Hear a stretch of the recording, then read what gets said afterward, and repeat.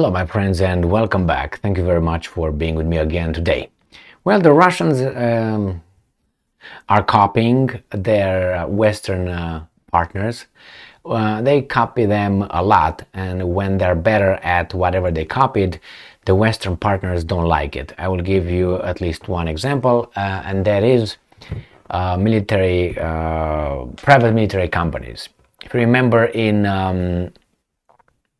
Iraq, it was the Blackwater, the mercenaries private military company, and they're done. They merge into something else. Now Wagner was competing. They followed up.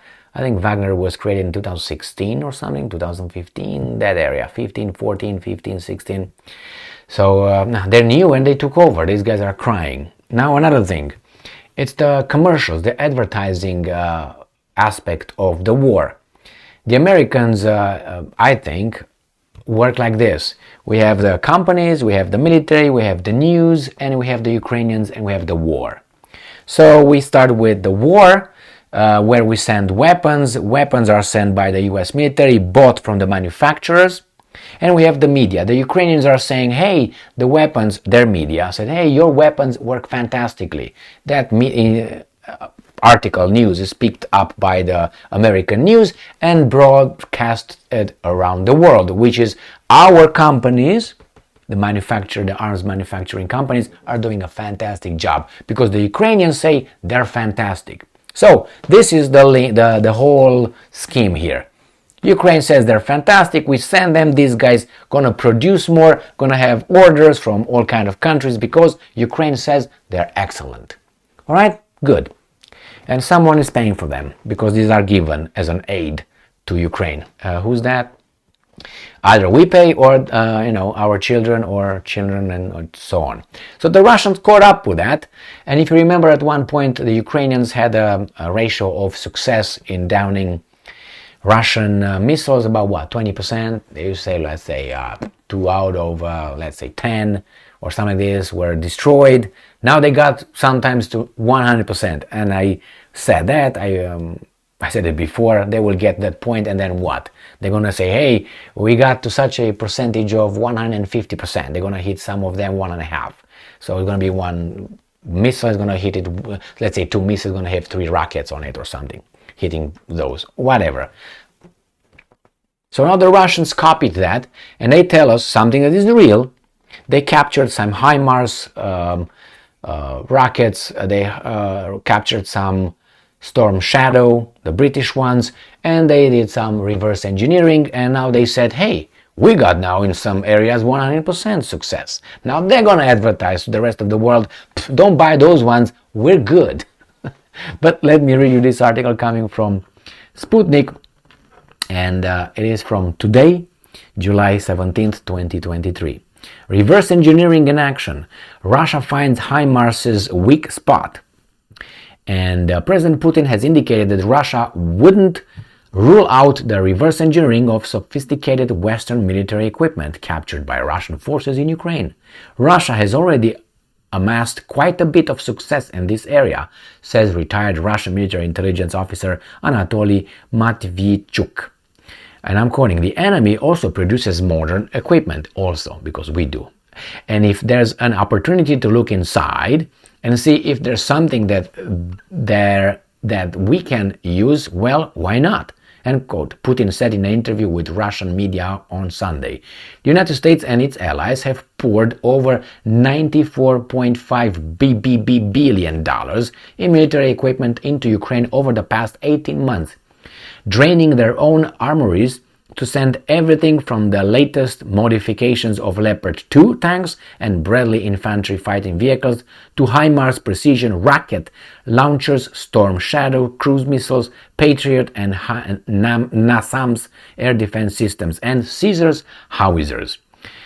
As the conflict progressed, Russian army troops and Donbas People's militiamen began capturing this equipment, with reams of footage emerging online showing troops strutting around near trophy Leopards and Bradleys, or engaging in training using seized Javelin and Stinger missile systems. Earlier this month, Russian troops got their hands on an intact Storm Shadow missile, dismantling it and taking it away in a truck to a rear area for further analysis. And I'm quoting, any trophy equipment we capture as trophy equipment we capture on the field of battle is valuable in terms of its design features, certain design solutions for some of its components, end quote. Retired military intelligence officer and military analyst Anatoly told Sputnik. And I'm quoting, take the example of Leopard tank, which is interesting to us in terms of the components of its armor. I learned that. Components. And the fire control system of its tank gun. The Bradley IFV is also of interest in terms of its projectiles used by its 25mm cannon. End quote. The retired colonel, whose military record includes service in the Soviet group of forces in East Germany, Afghanistan, and Syria, said, and I'm quoting, all the equipment we capture is carefully studied by our military engineers. We compare it to our own equipment and immediately make methodological recommendation about the means to combat this equipment on the battlefield. And in the future, it's possible that some elements can even be introduced in our own equipment. End quote. Nothing new. We knew that, right? Right. Successes of reverse engineering. Matvichuk, sounds like a Ukrainian name, 100%, says there's plenty of evidence showing that Russian forces are already taking advantage of the analysis of captured NATO equipment, particularly in the field of missiles. And I'm quoting, the HIMARS we've captured were once able to evade our Pantsir air defense systems quite well. Not anymore. We have found their weak spot, found their control systems' frequencies, and our air defense systems now destroy them superbly. As for the Storm Shadow missile we've captured, we also see now in reports from the Defense Ministry that nearly 90% of these missiles are shot down off the skies by our air defense systems. End quote, the Observer said. So they got the HIMARS supposedly, and they got the Storm Shadow. Now, Russian air defenses troops in the field confirmed in January that their Pantsir platforms had been outfitted with a new thermal imager and software updates to dramatically increase the interception rate of HIMARS rockets. Last week, a senior executive from Russian technology giant Rostec said the effectiveness of upgraded Pantsir missile gun systems have reached 100% effectiveness against HIMARS rockets on the battlefield in some cases. So by the Pantsir, the killer of the HIMARS now. As I said, the Patriot, the killer of the hypersonic. Yeah, okay. Any weapon is modernized and improved based on the results of its combat employment. This is a continuous process, correct.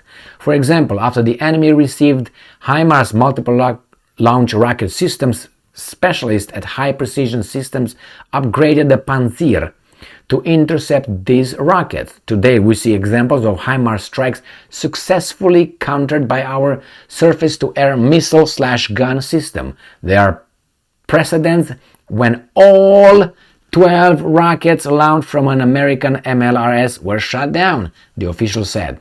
Now, the issue is getting enough upgraded air defense systems to the 1,000-kilometer front line, given Ukraine's forces' tendency to use their Western-provided equipment to attack not only Russian forces, but to deliberately target civilian areas, particularly in the Donbass. So, got it?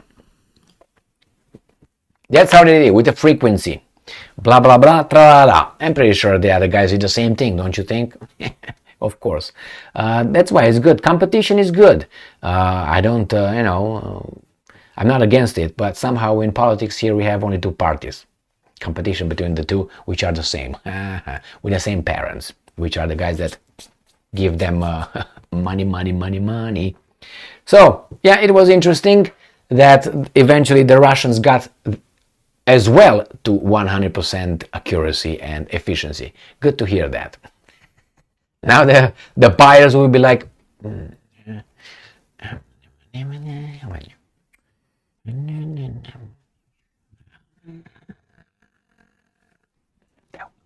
let's go. That's how they're gonna do it, because they're so good, both of them, both sides. And if you think that these guys are just lucky, I just have a little gut feeling that I'm talking about these guys being the manufacturing companies, and they think that these are just lucky and have superb profits just because it's the war. Yeah, the war. What do you want, Emil? Weapons are used over there, so obviously they have to intervene. It's normal. It's a normal course of life. If you're hungry, you eat. Right. So if it's a war, you provide weapons. That's it. Case closed and go home now. Yeah. Okay. Can we see what kind of donations these companies made to whom? Oh, in the meantime, can you check Mr. Lloyd Austin, the defense minister, let's put it this way, Secretary of Defense of the US, if he still has that seat in the board of Raytheon, if he's still there or he has to quit that. I don't know, man. Check these things out. I'm just fantasizing here, okay? I'm not saying that is the way it is, but very curious. The same with energy companies. They had a kill in the profit. Again, just lucky, like you and I. When was the last time when you had such a luck? Let's say you make, I don't know how much you make, but let's say you make $50 an hour, and your boss comes over and say, today is your lucky day. You know why? From $50 an hour, you're gonna have $3,000 an hour, and you're like, really? Can I work only one day a month? Right? But we have this kind of luck all the time, like these guys. Banking system, banking industry, the energy industry, the arms manufacturing companies.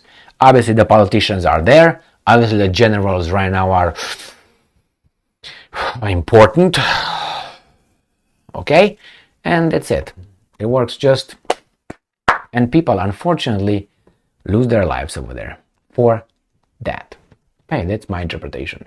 Thank you very much for being with me again today. Stay strong, stay smart, look for the truth, and be just.